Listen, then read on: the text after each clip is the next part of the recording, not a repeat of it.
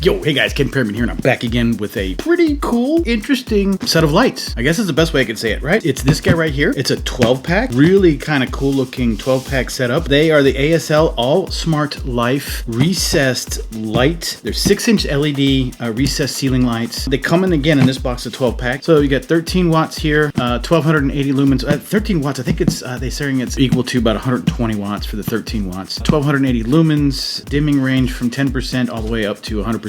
Meaning non-dimmed, but you can dim down to 10%. Operates in a range of voltage of 90 to 120 volts. So that's mostly for North America, I guess. And then of course you can operate this in a damp location. I will tell you that the 5 colors that you can select this in is 2700 Kelvin, 3000, 3500, 4000, and 5000 Kelvin. They're all selectable, and I'll show you how.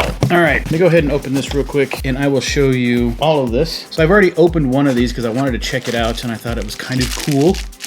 But let me show you this guy here. So what you get for each kit, you get 12 of them, but you get basically these 3 items. And in these 3 items, this I like, it's very cool. This light, which is also very cool in and of itself, this is what will go in your drywall that you'll cut a hole for. Now, I wanna make mention that if you cut, it says it's 6 inches. If you measure this circle is not exactly 6 inches, it's less than that. But you gotta take into account this screw. So from this screw to this screw, from on either side of these screws to this padding is 6 inches. So make sure you do make your hole large enough or you're gonna have to recut again. But the nice thing is you get these springs. So once you pop this into the hole, you lock it down and it will hold itself against the drywall, sucking itself up into the drywall, giving you almost no gap at this lip. Now what I do like is this is really cool just in of itself, that you got what I like is that you've got these sections here that all you got to do is, if you're running your wires, push these in, right? Like so, maybe from the back, push in, feed your wires from whatever direction. You bring your wires in,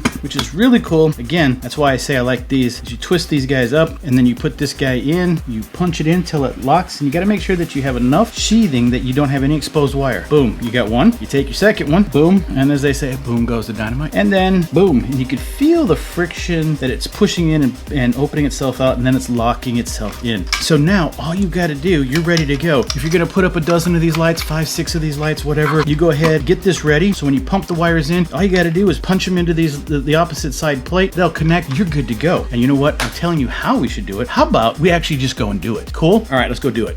Okay guys, I've already pre-marked my center hole, because what we're going to do is we're going to put this light in, and I want to show you real quick how simple and how thin and easy this is going to be. The hardest part is going to be that you're going to make a hole here, you're going to do 6-inch diameter, you're going to cut a hole. Again, this is based on if you have no light up here at all and you need to cut a hole to be able to get this in there. You can do something as simple as going 3 inches on center and marking there, then as well going 3 inches on center, going to the 6-inch mark, and then checking to make sure that that is 6 inches, and that is 6 inches. Now that's not the easy part, right? You gotta be able to do a full circle. So what we're gonna do here is we're going to go ahead and do 3 inches from this, and then of course leaving that there, doing 6 inches and going there.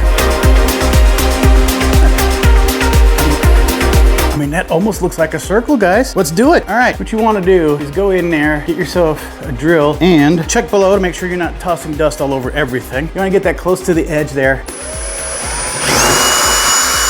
There we go. You need to make the hole big enough so that you can get this guy in there and start cutting away.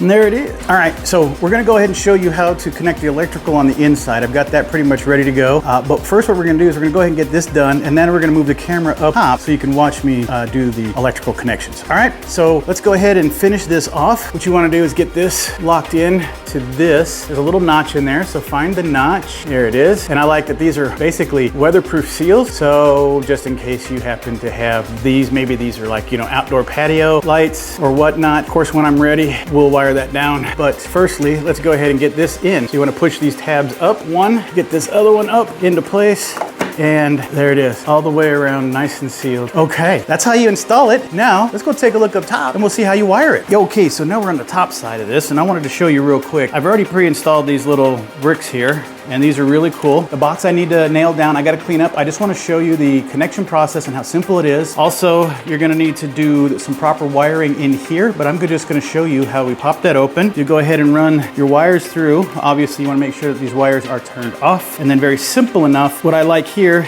is put in the black, into the black, boom, locked in, white, locked in, and then the ground, locked in. So what we're gonna do is we're gonna put these together inside this box, And then I am going to mount this probably to this 2x4 so that I can keep it locked in. But we have an enclosed case, which is nice, as we have a connection here that we can switch. I'm sorry, connection. We have a switch here that we can change the color temperature of the lights. Let's go test it real quick. All right, we're back. I'm up close. I want you guys to see this. Let's take a look at how it works. Here we go.